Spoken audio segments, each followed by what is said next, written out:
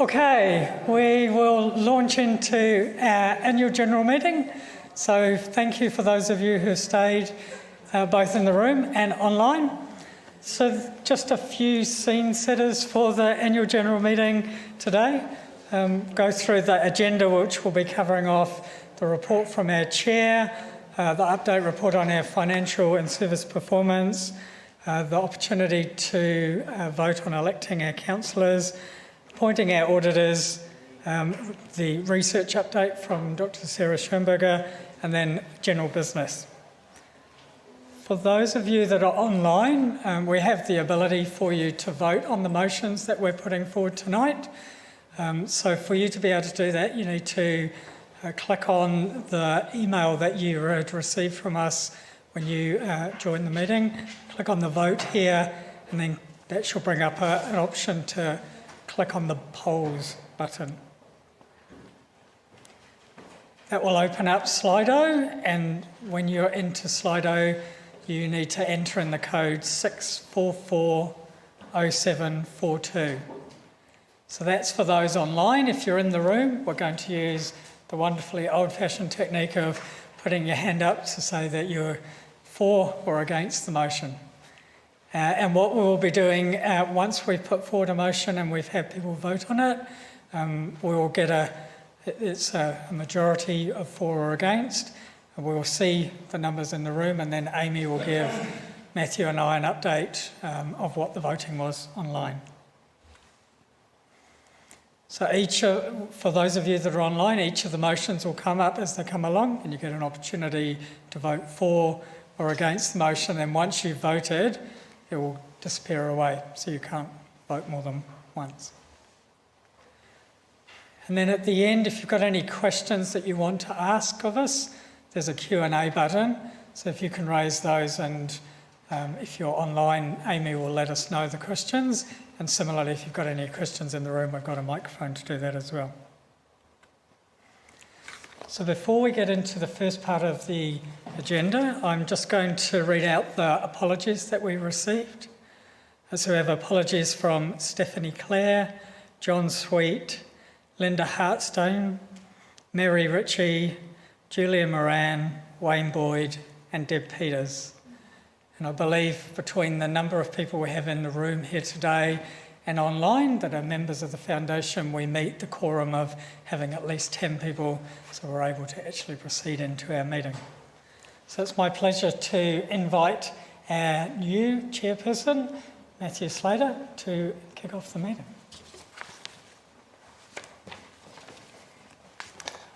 Thanks very much, Rich. It's a slightly unusual position for me, being on this side of the desk, having been about 20 years since I used to sit in those sort of seats. But anyway, I'll see how I go from this side of the fence.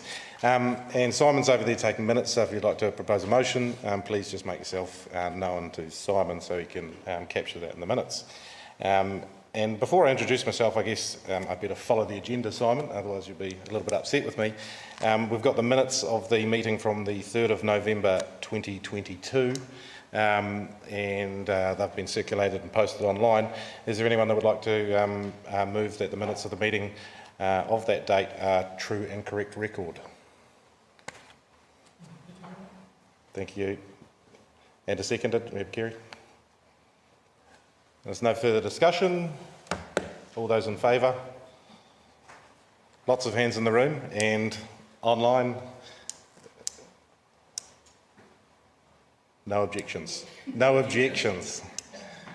You'd think in this day and age we'd be able to manage online and offline meetings, but it appears it's still a novel concept. Right, with no further issues from those online, the motion is carried. Matters arising, I don't believe we had any from the last meeting, so if that's the case, we can move straight through to my report as chair, agenda item 4 on the report. Kia ora, ki te mana whenua, nai te mihi, ko Matthew Slater toka wingua, tēnā koutou katoa. Good evening. I find myself in the slightly unusual situation that Rich alluded to of being the chair for a matter of weeks, and at this, what I think is the 51st or 52nd annual meeting of the Neurological Foundation and being my first as chair. But in any event, it is a pleasure to be here following joining the council last year. By way of introduction, for those who may not know me, I come from Oamaru. I studied at the University of Otago, however was never destined for neurological research, or any research at all for that matter. I found myself departing university at the earliest possible chance for a career in banking, followed by the Chief Investment Officer role at Ngāi Tahu Holdings and various commercial roles within the fertiliser cooperative Ravensdown, and as of this week, a new investment role at Christchurch City Holdings. That being said, I do have a personal affinity with the work of the Foundation, given I have found myself in the same position as many others when a genetic neurological condition was diagnosed within my wider family. In addition, my wife is engaged with Parkinson's research at the New Zealand Brain Research Institute, so to any researchers here or online, I have some appreciation of the utmost dedication that it takes to engage in the work that you do. Enough about me, and on to those so critical to the work of the Foundation, being our supporters. Your ongoing support has allowed us to weather some troubling investment markets and maintain the course with our core funding programs. Tertiary education institution challenges were probably more evident than ever in 2023, and in my mind this brings to the fore the importance of the Neurological Foundation in being a consistent source of research funding for the scientific community. Whilst we are always disappointed not to be able to fund more, we were thrilled to award 31 new grants covering more than 14 discrete neurological conditions this last year. To our Scientific Awards Committee, Advisory Committee and Personal Awards Committee, a group of clinicians and scientists who volunteer their time so generously, you bring the rigour and robust review that brings so much credibility to the Neurological Foundation Awards. Workload to review the applications is considerable, and 2023 was no different, with 106 subject to their review. With respect to Council, it was a year of significant change. Firstly, to those who have left, thank you to Council members Barbara Bridger and Anna Lisserman for your support to the Foundation. Both Barbara and Anna left due to increasing workload and commitments elsewhere in their lives, but we are grateful to have had them as part of the Foundation for a number of years. A particular thanks to our long-standing chair, Professor Cathy Stanier, thank you, who stepped down at our last council meeting. Cathy's association with the Foundation goes back well beyond her time at council, having also been chair of the Scientific Advisory Committee. Cathy, thank you for your immeasurable service to the Foundation with such long tenure. To those who have joined, and this does serve as a prelude to the motions for later this meeting, where under our rules these appointments are to be ratified at this AGM. These appointments are to be ratified. Firstly, Elsa McGregor, who brings a strong science background as a neuropharmacologist and Associate Professor in Clinical Pharmacy at the University of Otago. Elsa has served the Scientific Advisory and Personal Awards Committee since 2018, so we're delighted to have Elsa join us on the Council to continue her long-standing service to the Foundation. Mike Milson also joined in 2023 and brings a strong governance and finance background. Mike is a recently retired CFO from the Southern Cross Hospital Group, so we are thankful to have someone of Mike's calibre and commercial acumen willing to join the Foundation. And to Stephanie Clare, who's an apology tonight, but it was our final appointment of 2023. Stephanie has an extensive healthcare background, 35 years nursing experience with management and leadership roles at Parkinson's New Zealand and Age Concern New Zealand. Currently Executive Director of the Australian and New Zealand College of Anaesthetists, whilst also finding some time to undertake lecturing. Thank you all, including the remaining council of Lisa, Simon, Sonia and Georgina, for your ongoing commitment to the work of the Foundation. Whilst a year of significant change, I'm confident we have a fantastic, well-rounded team in place for the future to deliver on the Foundation's mission. I won't dwell on the finances or research, as both Rich and Sarah will give us a brief update on each of those. However, fair to say our approach is to be as consistent as possible year to year, despite what seems to be the new world order of turbulent financial markets.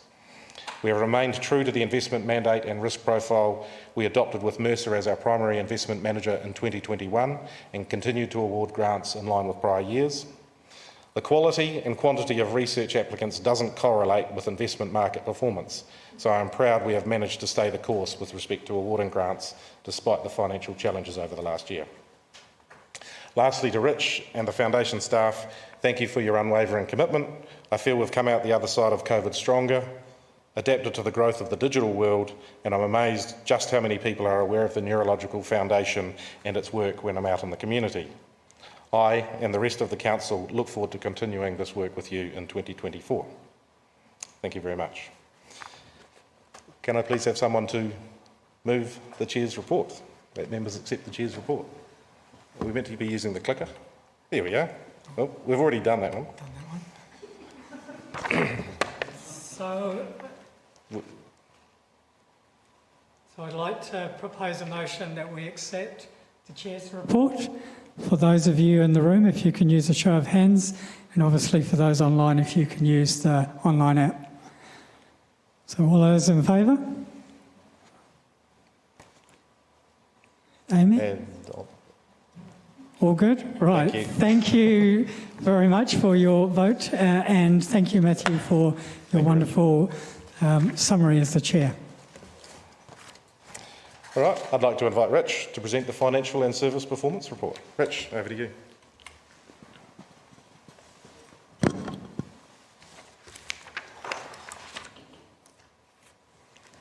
Thank you, Matthew, and thank you for all of you who have stayed to be with us for our AGM tonight. So it's my pleasure to present to you the Financial and Business Performance Report for the year 2022-23. For us, this is a significant year in the fact that this is the first time we've been audited not just against our financial performance, but also against a statement of service performance that we created a couple of years ago. And the purpose of that is to make transparency around our delivery to our core purpose, both funding research into neurological diseases and the education and awareness about those diseases in the importance of research. And so the Statement of Service Performance summarises some of the key outcomes as a donor to our organisation you can expect us to be held to.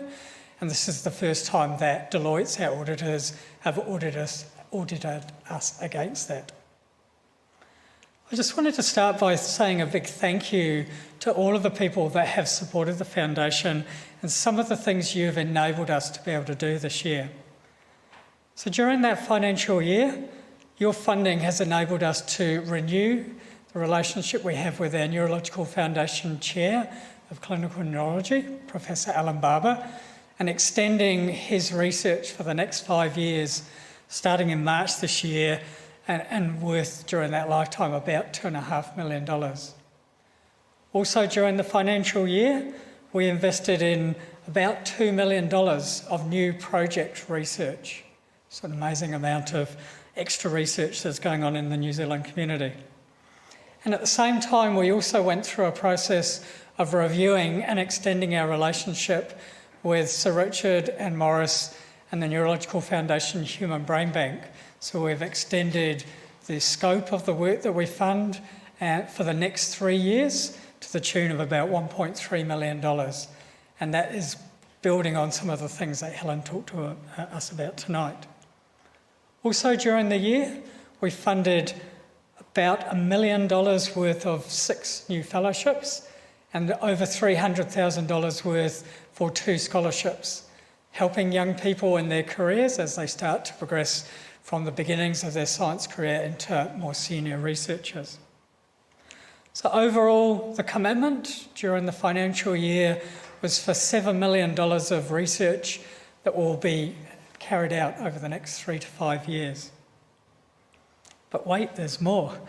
You've also enabled over 100 active research projects that are underway, which is funding more than 280 researchers around the country and in some cases around the globe as well.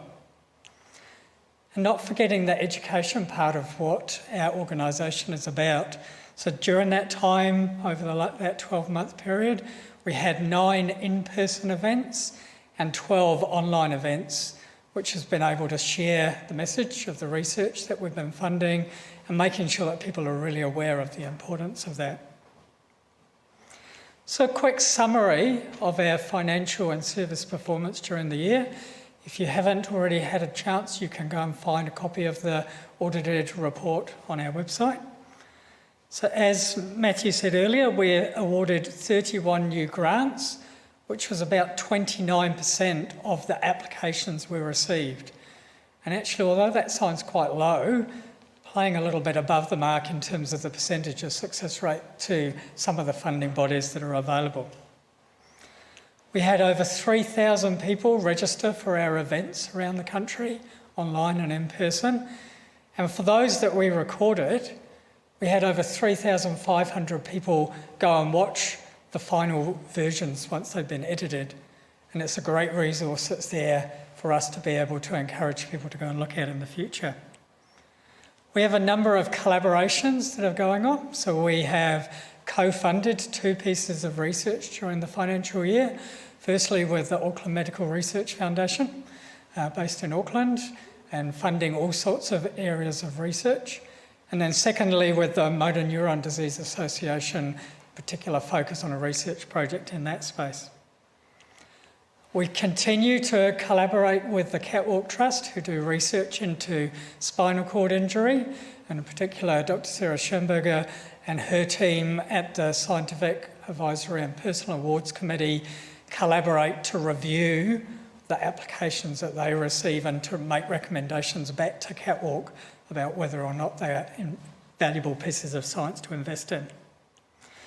As we were just hearing from Helen and Josh today, we've been exploring a collaboration with the New Zealand Rugby Foundation, the Neurological Foundation Human Brain Bank, exploring how perhaps potentially over time we can encourage more rugby players to start thinking about donating their brains later in life when they pass away to help some of the wonderful work that both Josh and Helen are kicking off today. And then also as an organisation, the Neurological Foundation is a member of the Neurological Alliance.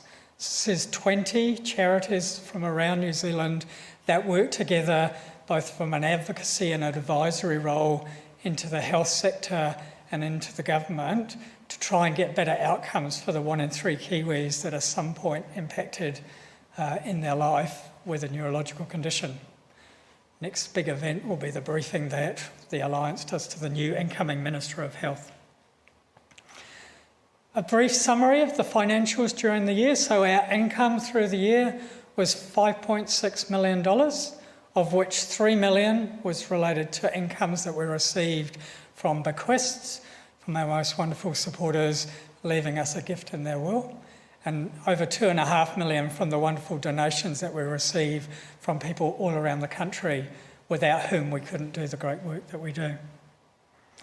As Matthew mentioned, it hasn't been a great year on the international stock markets. Our actual returns on our investment dropped a couple of million this year, but we have got a lot of work going on with Council, with our Finance, Audit, Investment and Risk Committee, and with Mercer, our investment managers, to make sure that we're getting the best possible outcomes from our investments as we move forward. Our operating expenditure held fairly flat during the year, about $2.8 million, and the vast majority of that goes into the work to fund our grants, the work to educate through our in-person events, through our communications such as headlines, and through our social media and email newsletters.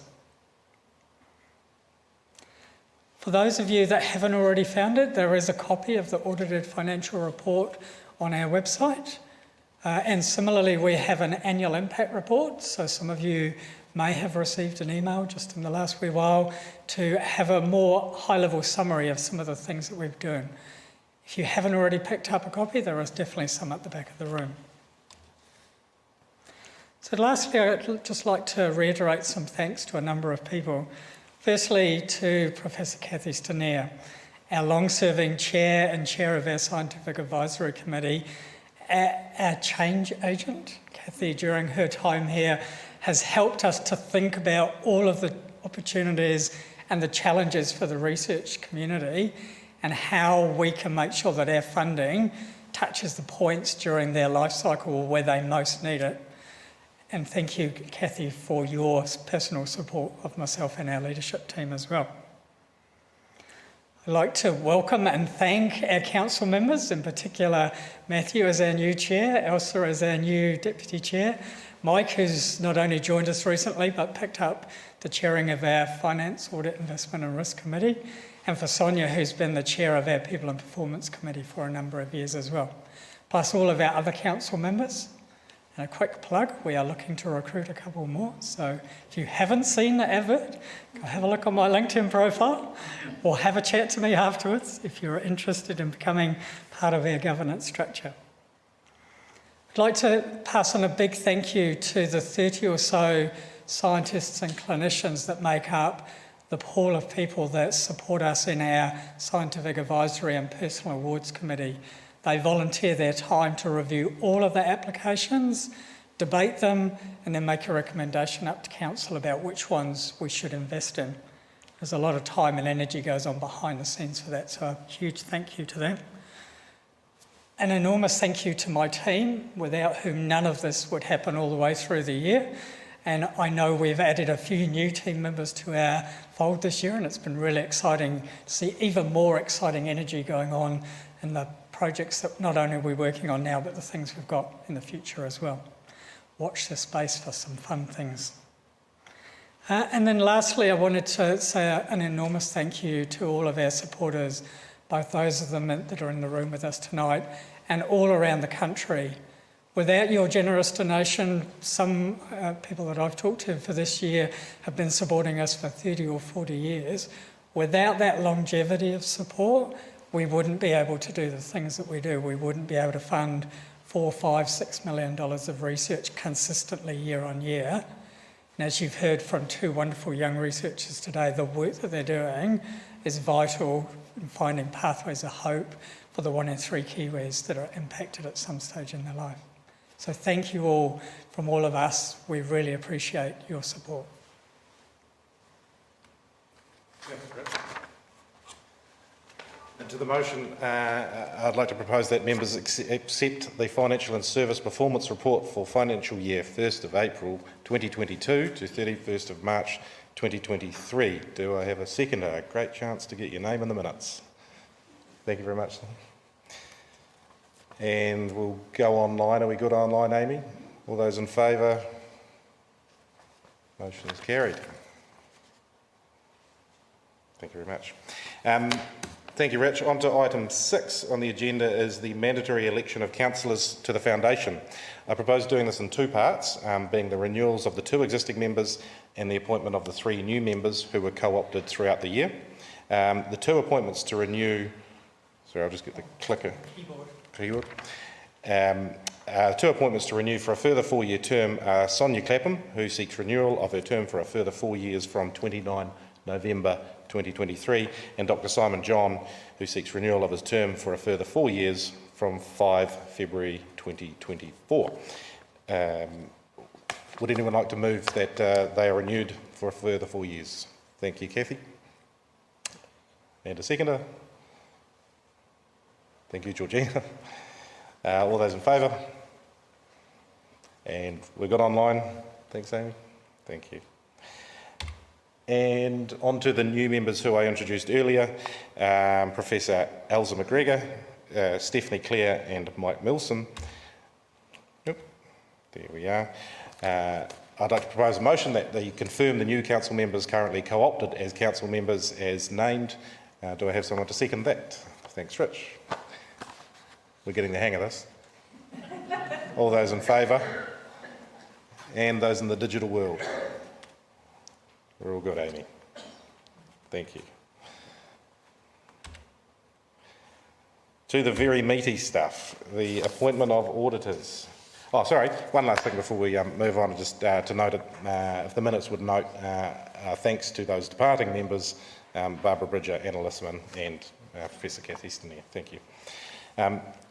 On to the appointment of auditors. Would anyone like to confirm that Deloitte as the Neurological Foundation's auditors for the 2023-2024 period? Motion number 6. Thank you, Mike. And a seconder. Rich. All those in favour of the motion as proposed? Thank you very much. And online, we're all good. That largely takes care of the formalities, but I'd like to invite Dr. Sarah Schonberger to provide us with an update on the year in research. Thank you, Sarah.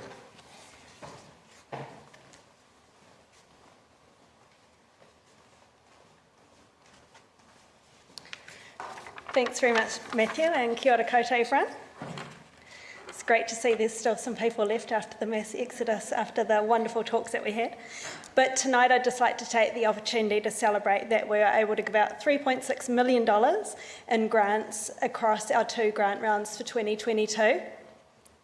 Our committees reviewed 118 applications worth $16.5 million, and it was a very difficult job. And I'm just going to find the right button, which I think is that one. Yes. To illustrate the different grants that we gave out. So we gave out 18 projects, 6 fellowships, 2 scholarships, 3 studentships, and 15 travel and conference grants. And $2.3 million of the funding was actually awarded to early career researchers and students, which is 64% of the funding, and that just gives a really good illustration of how the Neurological Foundation is a key supporter of growth in neuroscience research. I'd also like to highlight that 11 of the grants that we gave out were for studies involving patients, which is really exciting for the Foundation because we're a seed funder and we're often funding things at the beginning when they get going, but to see things going into patient studies is really fantastic. So I've just got 5 examples here just to give you a little bit of a look at some of the things that we're funding. So we funded a first fellowship looking at immune cells in the blood of multiple sclerosis patients, and this is looking at guiding treatment for MS. We awarded an O'Brien Clinical Fellowship to an audiologist who's looking at balance in patients with neuropathy, and that's also going to aid in their treatment. We have a VJ Chapman Fellow at the University of British Columbia at the moment, and she's looking at the link between eye movement and cognitive dysfunction, and this is to help with the diagnosis for cognitive dysfunction. And along with the Motor Neuron Disease Association of New Zealand, we're also funding a clinical trial for an antiviral treatment for motor neuron disease, and that's going across 5 sites in New Zealand hospitals at the moment, which is really exciting. And lastly, also a small project grant, which is developing a rehabilitation program for stroke patients. And it's designed to be like a low-cost one that can be implemented across the hospitals.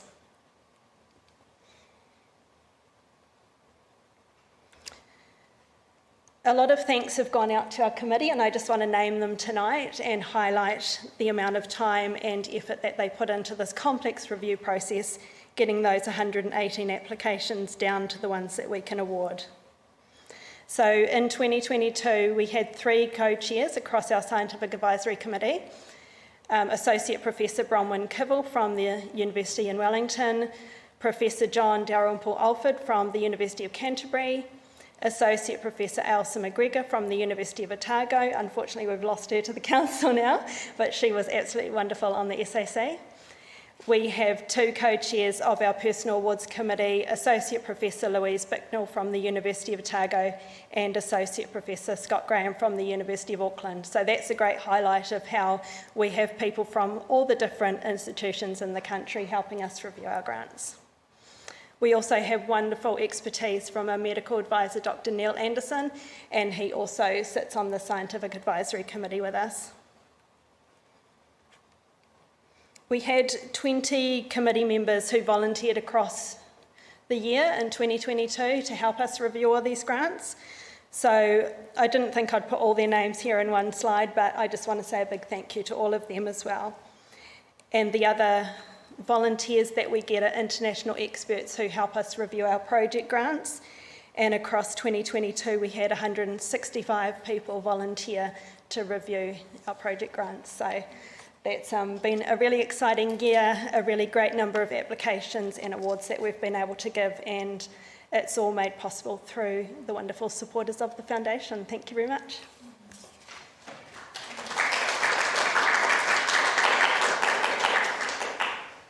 Thanks, Sarah. I think it brings home just how many volunteers and provide their time to the Neurological Foundation so generously. Would anyone like to... Here we go. Motion number 7 to accept the research report, being the last motion of the evening. Your last chance to get your name in the minutes. Thank you, Gary. And Sonia, thank you very much for seconding Put it to the vote. All those in favour? And we're good online, Amy? Thanks very much. The last item is there any general business?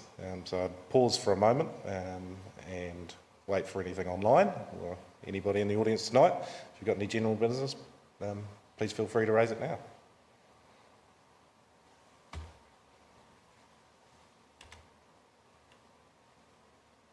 Well, that's very efficient. Thank you very much. Thank you all for joining us. That does bring the formalities of the AGM to a close.